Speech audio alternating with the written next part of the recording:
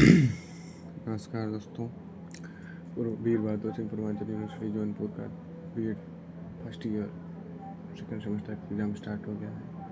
पहला पार्ट है Narayan curriculum. Narayan curriculum में कुल 2 दीर्घोत्तरीय प्रश्न करने होते हैं, 15-15 मार्क्स के होते हैं। उसके बारे में बहुत सारे क्वेश्चन आते हैं। जो एक महत्वपूर्ण क्वेश्चन है,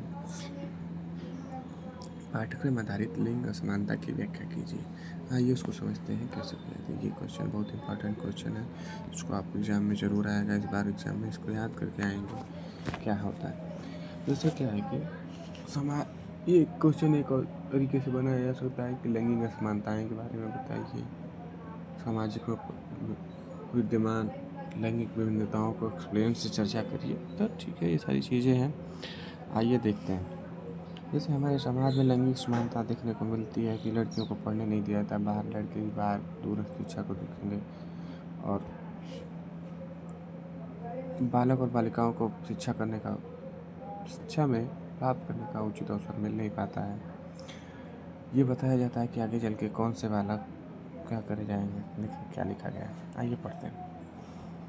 कौन कौन से पाठ्यक्रम के अंतर्गत दिए जाएंगे और आगे चलकर बालक या बालिका कौन से शैक्षिक व्यावसायिक पद का निर्धारण करते हैं। उदाहरण के रूप में बालिका वर्ग को कम संख्या में गणितीय और वैज्ञानिकों का चयन किया जाता है, क्योंकि उनको बताया जाता है कि आप को गृह कार्य संभालना है, परिवार संभालना है, तो उस हिसाब से उनको सिखाया जाता है।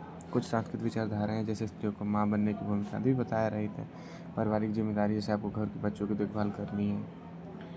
बालिका वर्ग को पाठ्यक्रम के अंतर्गत उन सभी शिक्षण रास्तों को चुनाव करना चाहिए जिससे वो आगे चलकर अपने व्यवसाय और गृह कार्यों को सुविधा देते हुए अधिकाधिक छुट्टी के प्रावधान शामिल करता है।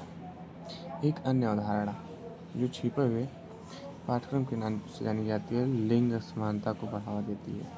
लिंग असमानता क्या है? जिसमें विद्यार्थी को उसकी कक्षा तथा सामाजिक स्टेटस के अनुसार पढ़ाया जाता है।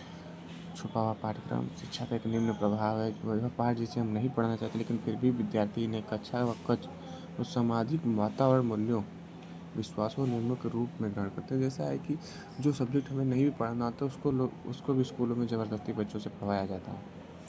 कोई भी शैक्षणिक अनुभव किसी भी प्रकार का प्रभाव पैदा कर सकता है। यह माना जाता है कि उदाहरण के तौर पर कोई भी मनोवृत्ति की बालिकाओं को नौकरी के साथ साथ घर गृहस्थी की जिम्मेदारी को भी पूरा करना। ऐसा कहा जाता है कि लड़कियों को या फिर बालिकाओं को नौकरी करने के बाद भी उसको घर गृहस्थी का सारी जिम्मेदारी को पूरा करना होता है। यही सोच उनकी मानसिक और शारीरिक क्षमता को प्रभावित करती है, जिसके कारण बालिका वर्ग हमारा उच्च स्तर पर नहीं जा पाता है और उच्च स्तर पर व्यवहारिक शिक्षा की प्राप्त करने में असफल होता है। आइए जानते हैं कि ऐसे पाठ्यक्रम आधारित लिंग असमानता को कैसे दूर किया जाएंगे। तो कुछ पॉइंट्स दिए हुए हैं, आइए कुछ पॉइंट्स को जानते हैं। पाठ्यक्रम बनाते समय लैंगिक नीति निर्माताओं को बालक या बालिका समूह वर्ग को अलग से प्रदर्शित नहीं करना चाहिए, बल्कि उनको सामान्य पाठ्यक्रम नीति, सामान्य समझाती समूह का समावेश करना चाहिए। एक देशीय व समान प्रणाली पर मिलनी चाहिए। विशेष चयन में परिवार को मदद करनी चाहिए, अध्यापक को मदद करनी चाहिए। उसके सहयोगी समूह को बालिकाओं को इस सब्जेक्ट कॉम्बिनेशन के लिए बहुत बड़ा रोल होता है।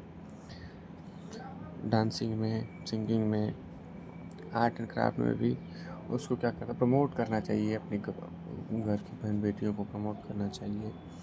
मैथ्स के क्षेत्र में, साइंस के क्षेत्र में, टेक्नोलॉजी के क्षेत्र में क्या करते हैं कि आजकल कहा जाता है कि हमारे समाज में केवल लड़के ही ऐसा कर सकते हैं, ऐसा कुछ भी नहीं है।